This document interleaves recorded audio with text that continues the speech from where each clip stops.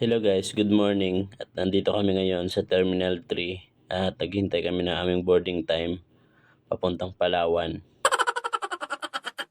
At sa wakas, dumating na rin ang airplane namin kahit delay ng kalahating oras, okay lang. At least dumating. At ito na nga, pababa na kami papunta sa airplane para sasakay at konting kembot na lang dito na kami sa Palawan Pawn Shop. Palawan Airport pala. At ito guys, excited na ako. At dito na tayo ngayon sa arrival at naghihintay kami ng sasakyan na nirent namin. At ito na nga siya guys. Oo nga pala guys, ano siya, Toyota Vios na model na 2023. Ayan. Tingnan nyo naman kung gaano kaganda. At oo nga pala guys, pag pumunta kayo rito sa Palawan, pwede kayo mag-rent ng mga sasakyan kahit anong gusto nyo sa sasakyan.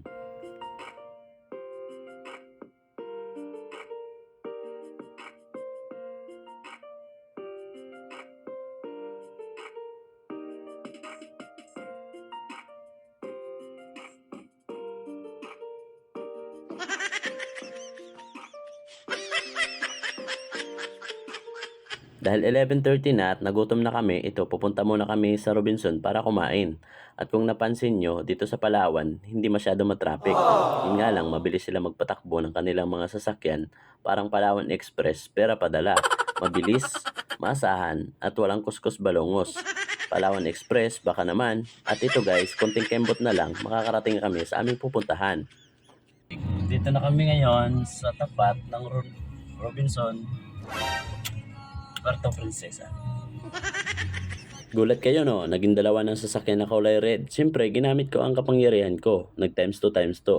Joke lang guys, gutom na to. Pagkatapos namin kumain, bumisita muna kami sa Immaculate Cathedral Church para magdasal.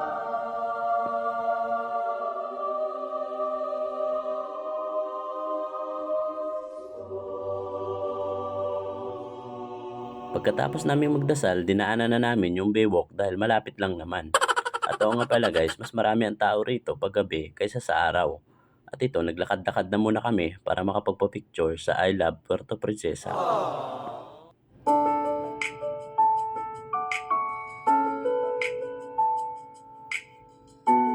At ang next naming pupuntahan ay ang Biggers Hill. At nakarating na kami rito guys. At habang mahaba pa yung pila doon, pumunta muna kami rito para tumingin-tingin. Guys, dito rin pala si Bugs Bunny at saka si Donald Duck. Yung isa hindi ko kilala. Dahil napagod na kami at paggabi na, pupunta na kami ngayon sa tutuluyan naming hotel.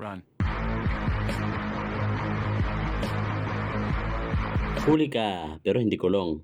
Paano ba yan guys? Hanggang dito na lang aking vlog at hindi ko na kayo masasama sa aming honeymoon.